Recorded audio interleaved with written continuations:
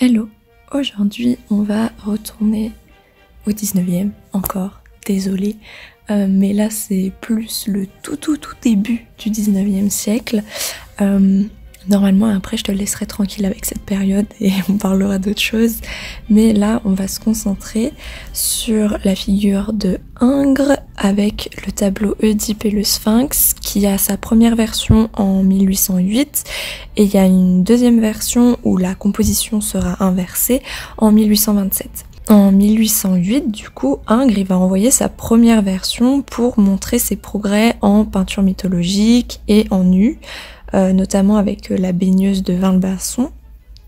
Pourquoi il envoie ça? Parce que quand tu es à l'académie de peinture, il faut que tu envoies des œuvres pour que tu montes tes progrès et aussi pour te faire valider en tant que peintre.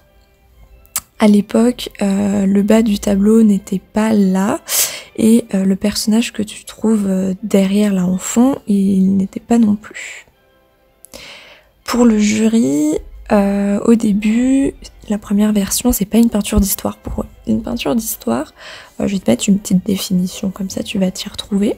Mais ce qu'il faut savoir, c'est que du coup, en fait, en peinture, à cette époque, il y a une hiérarchie. Et la peinture d'histoire, c'est vraiment le top du top. C'est les peintures qui ont le droit d'avoir le plus grand format. C'est ce qui est le plus apprécié. C'est vraiment le top du top. Alors que par exemple, à cette époque, le paysage, il est tout en bas et c'est vraiment pas apprécié. Enfin, c'est pas apprécié, c'est pas valorisé surtout. Du coup, comme le jury trouve que c'est pas de la peinture d'histoire, il va devoir retravailler son tableau en 1827 pour le présenter au salon. Le salon, je t'en ai parlé hier, donc chronologie nickel, comme ça tu sais à peu près déjà ce que c'est.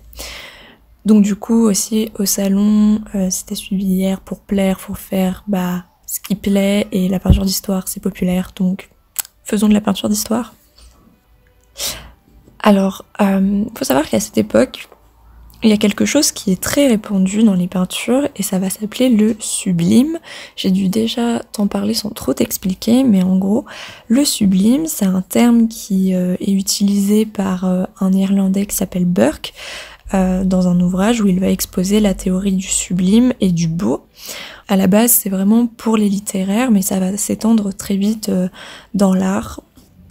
En fait, ça va être l'effet produit sur un spectateur par tout spectacle, naturel ou artificiel, qui génère chez lui une sensation d'horreur délicieuse. En fait, c'est quand tu regardes un tableau, t'as l'impression que tu peux mourir, mais comme tu sais que c'est un tableau, t'es hors de danger. C'est un peu comme quand aujourd'hui on regarde un film d'horreur, genre tu peux avoir peur, il y a des moments qui peuvent te surprendre, etc.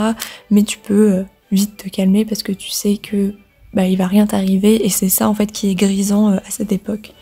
Donc du coup dans le sublime on a besoin de beauté et de terreur, et il faut trouver un équilibre entre ces deux-là.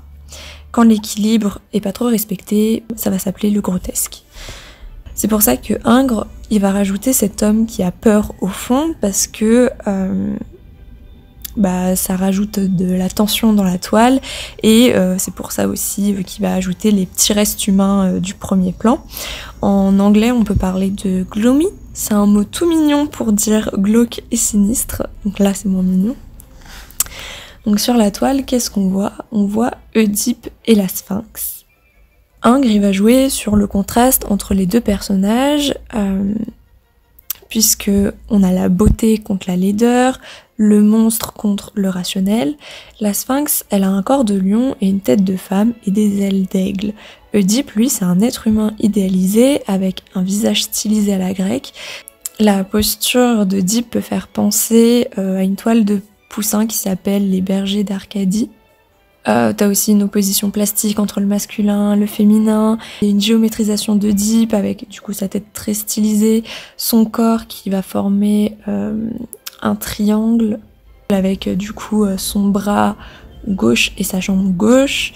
Mais en fait, si tu regardes bien et si tu connais un petit peu l'anatomie, tu remarques que Oedipe il a pas les jambes de la même taille, et en fait ça permet d'en faire une allégorie. La Sphinx, si tu connais pas trop l'histoire d'Œdipe enfin, si tu connais pas cet épisode, la Sphinx, en fait, elle menace une ville avec un défi, et si le défi n'est pas réussi, la personne, elle va mourir, en fait, et celui qui parviendra à vaincre la Sphinx pourra devenir le roi de cette ville qui s'appelle Thèbes, tu connais peut-être, et pourra aussi se marier avec la reine, la mère d'Œdipe, mais à l'époque il le sait pas. Et en fait, là, l'épisode qui est représenté, c'est le moment de la réponse, puisque tu as Œdipe qui a les armes au repos. La Sphinx, elle utilise sa poitrine pour déconcentrer Œdipe, mais il a quand même trouvé la solution. En fait, on le voit répondre par sa position, on sait quelle est la réponse à l'énigme. Juste avant, je vais te dire c'était quoi l'énigme du Sphinx. Cette énigme, tu dois sûrement la connaître, mais en gros, on va demander quel être pourvu d'une seule voix a d'abord 4 jambes le matin, puis 2 jambes le midi et 3 jambes le soir. Et là, je te laisse un petit peu de temps peut-être pour trouver la réponse si tu connais pas avec cette énigme, mais tu peux t'aider du tableau puisque Œdipe, il a déjà donné sa réponse en fait. Si tu regardes sa main droite, il se pointe, puisqu'en fait la réponse c'est l'homme, du coup il se montre lui-même. Et puis, il montre aussi... avec son autre doigt, il montre quelque chose. Et qu'est-ce qu'il montre? Il montre le précipice dans lequel la Sphinx va se jeter, vu que elle est vaincue en fait par Œdipe. Donc voilà, c'est comme ça que Ingres va représenter cet épisode et que cette fois son tableau sera accepté. Du coup, ça sera tout pour cette œuvre. J'espère que t'as appris plus de choses et je te retrouve demain pour une nouvelle œuvre.